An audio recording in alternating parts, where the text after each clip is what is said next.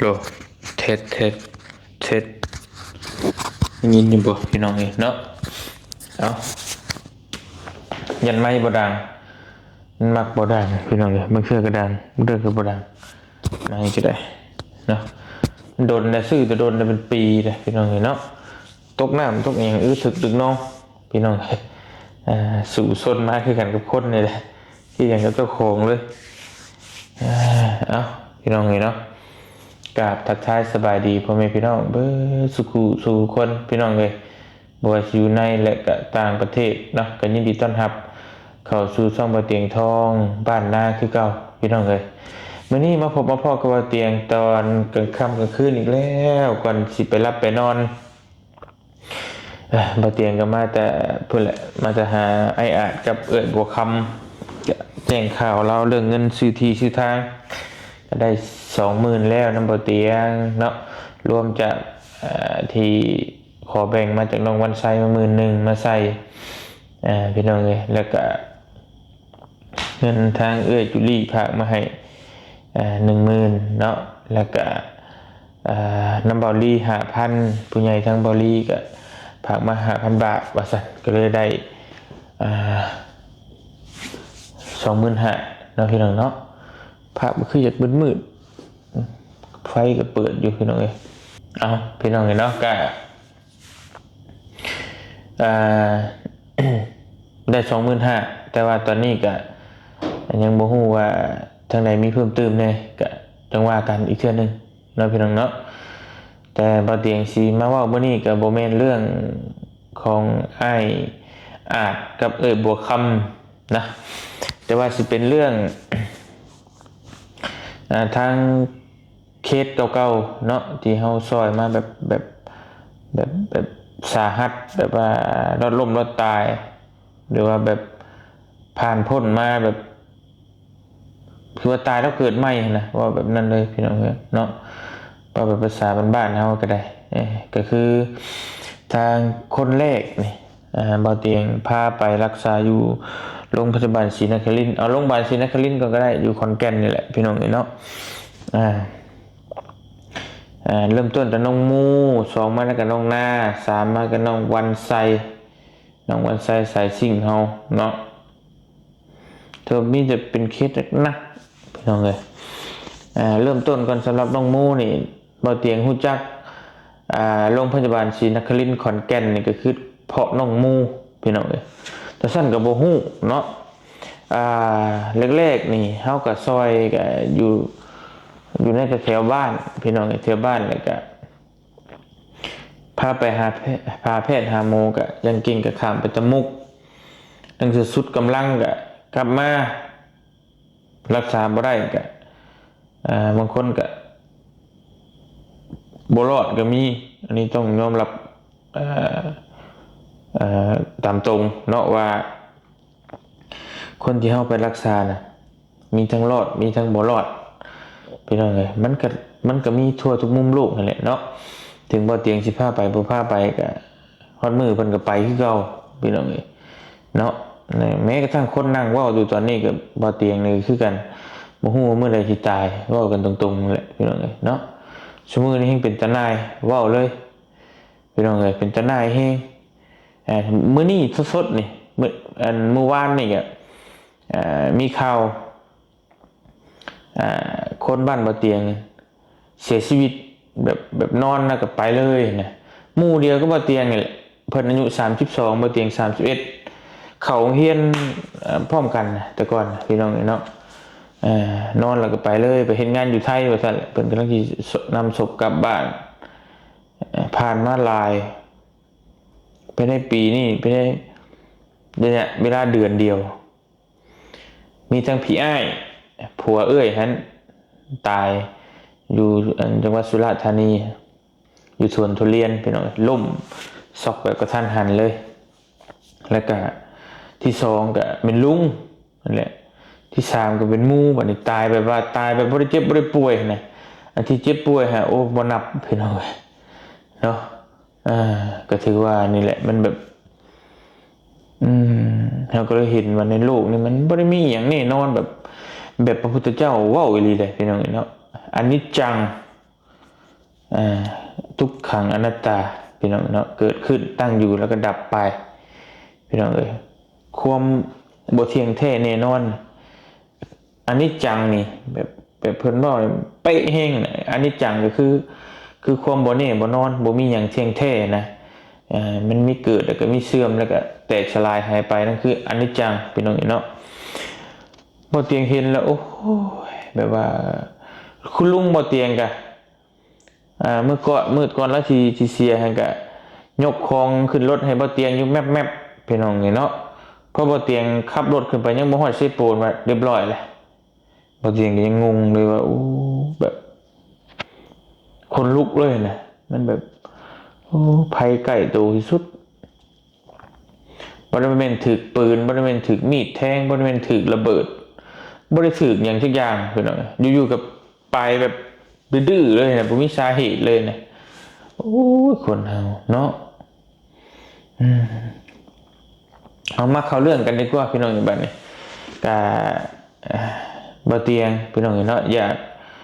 มาขอบบุญขอบคุณว่าซั่นซะพี่น้องเอ้ยขอบบุญขอบคุณหรือว่าขอบมุกขอบใจ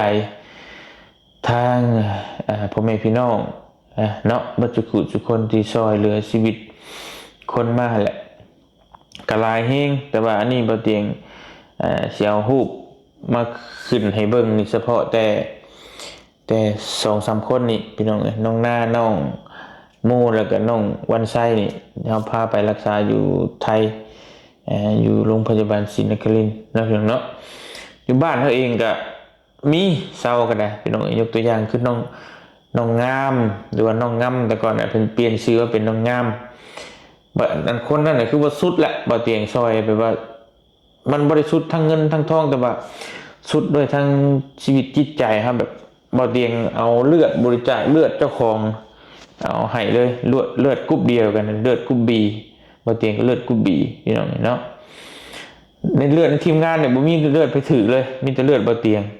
กรุ๊ป B คนเดียวก็เอาเลือดบ่เตียงเติมใส่ปัจจุบันนี้รอดครั้งแรกก็สิบ่รอดแหละน้องงามโอ้ยแบบนั่นน่ะนะพี่น้องหายใจก็ทั่วท้องแหละผัวจนอุ้มขึ้นรถน่ะเอ้าไปหาหมอย่างก็บ่ได้แหละวันนี้ก็รอดเนาะอยู่โรงพยาบาลศรีปูนแล้วก็ต่อมาก็สาวน้ำนั่นแหละสาวน้ำก็หมอจึงบอกว่าบ่รอดนะ เป็นมะเร็งนะครับเป็นมะเร็งในลำไส้นะแล้วก็เป็นตับแข็งนี่แหละตับก็แข็งแต่ว่ายังไม่ได้ถึงขั้นรุนแรงนะถึงขั้นเริ่มต้นกลับไปอยู่บ้านแล้วก็กินยากินหักไม้กินยังกินสารพัดเช่านั่นก็พี่น้องเอ้ยมาเตียงก็เที่ยวไปหาเราจนโอ้นั่นก็นับบ่ถ้วนเนาะอันนี้ผู้เสียชีวิตก็มีผู้รอดก็มีอันนี้มาเตียงว่ากันตามตรงพี่น้องเอ้ยแต่ว่าเฮาพาไปแบบนักหน่วงโดยนะแม่นน้องมูแล้วก็น้องวันไส้นี่แหละก็น้องหน้าก็บ่รู้ปานใดประมาณ 4-5 รอบก็จบพี่น้องเอ้ยแต่ว่าน้องมูนี่ก็หลายเป็น10 รอบคือกันได้น้องมูก็รวมทั้งเพิ่นนัดเพิ่นหยังเพิ่นนั่นเพิ่นนี่พี่น้องเอ้ยเนาะ แต่ว่าน้องวันไส้นี่10 กว่ารอบนะพี่น้องจึงจบไปพี่น้องก็จนเฮ้ยบ่เตียงเอ้ยสิรักษาได้บ่ว่าซั่นพี่น้องเนาะแล้วก็ทางพ่อตู้แม่ตู้ก็จนบอกว่าโอ้ยรักษาบ่ได้ก็ยาซะลูกเอ้ยจนว่าหลังไม้นะพี่น้องว่าหลังไม้โอ้ยแต่มันยันว่าเพิ่นพาให้บ่ได้หรือหยังก็หยุดซะอยู่ไปตามเวรตามกรรมนั่นแหละเพิ่นว่าฮอดมื้อฮอดยามก็ปล่อยให้เขาไปเนาะเพิ่นจนบอกนะพี่น้องเอ้ยเดี๋ยวบ่เตียงก็บ่ยอมเพราะว่ายังมีความหวังอยู่หมอเพิ่นยังทันได้ปฏิเสธนะพี่น้องเนาะหมอเพิ่นทันได้ปฏิเสธว่าเมื่อรับรักษาแล้วจังซี่เฮาก็พาไปอยู่หั่นแหละเป็นกูเพิ่นสิบอกพุ่นแหละพี่น้องเอ้ยเดี๋ยวมันต้องใช้เงินคำหลายเนาะมันใช้เงินคำหลายแล้วก็บ่ซึ่งบ่มีไผกล้าเฮ็ดนะแต่มีแต่บ่เตียงที่กล้าตัดสินใจที่กล้าพาไปนั่นแหละ คนถึงเว้าใช้บ่เตียงอยู่ซุมื้อบางคนเพิ่นมักขี้หน้าก็ว่าพาไปเดือดร้อนโรงพยาบาลเพิ่นจังซั่นจังซี่แล้วก็ไปเปิดรับบริจาคมันผิดกฎหมายนั่นแนวนี้พี่น้องแต่ทั้งที่บ่เตียงบ่ได้เคยว่าเปิดรับบริจาคเลยนะบ่เคยมีแต่ว่าทำหน้าที่พาเพิ่นไปแล้วก็เป็นสะพานหรือว่าเป็นสื่อกลางให้เพิ่นเท่านั้นบ่ได้เคยว่าสิบอกเปิดรับบริจาคโอนเงินมาโฮมเข้ามาบ่เคยพี่น้องเนาะแต่คนก็เว้าใส่ต่างๆนานาโอ้สารพัดสารเพพี่น้องแต่ว่าคนลาวเฮานำกันนี่ก็บ่ปานใดดอกเฮาบ่เตียงอาจจะ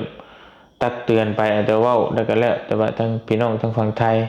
ก็มีบ่กี่ช่องดอกก็คือพี่น้องฮู้แหละตอนนี้ก็ได้พี่น้องเนาะว่าเป็นช่องใดคือว่าแบบใช้เฮาแบบข้อมูลบ่มีความจริงเลยนะบ่มีหยังที่แบบมันเป็นจริงได้สักอย่างนะว่ามั่วแบบว่าถ้าว่าถูกต้องเนี่ยบ่เตียงสิว่าหยังจะคำเนาะ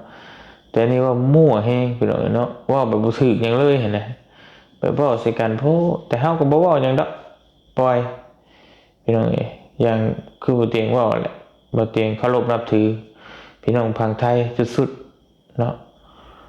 ถ้าบ่สุดอีหลีบ่เตียงบ่เว้าดอกให้ปล่อยให้เพิ่นเว้าไปบ่เตียงก็สิเฮ็ดทุกหน้าที่ไปเรื่อยๆนี่แหละเนาะบ่อยากตอบโต้ไปทั้งนั้นอธิบายไปก็แค่นั้นแหละพี่น้องเอ้ยเพิ่นก็เปลี่ยนเรื่องอื่นเว้าเฮาอีกคือเก่าคนอยากเว้านะเนาะยาเพิ่นแล้วก็บ่เตียงสิมาเว้าเรื่องพาไปรักษาเนาะต่อมาก็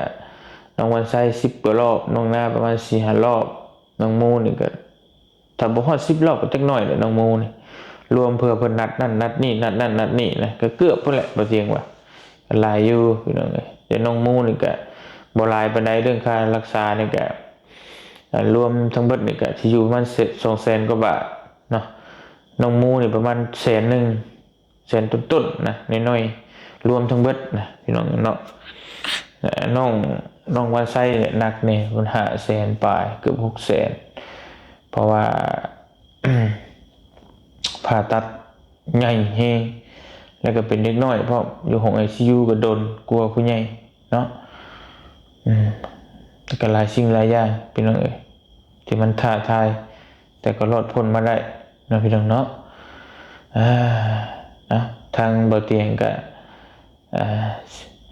ต้องขอบบุญขอบคุณพี่น้องขอบมุกขอบใจพ่อแม่พี่น้องบัดสุขุสุขคนเด้อพี่น้องเด้อที่ได้ซอยได้สู้พี่น้องเลยเนาะทางน้องทั้ง3คนพี่น้องเลยจนรอดชีวิตจนเปลี่ยนเป็นชีวิตใหม่เป็นคนใหม่ซั่นซะเดี๋ยวไปเตียงขึ้นหูไปเบิ่งเนาะพี่น้องเลยฝั่งนึงนี่อยู่ฝั่งนึงนี่รักษาแล้วฝั่งนึงท่านรักษาเนาะพี่น้องเนาะบ่เตียงสิ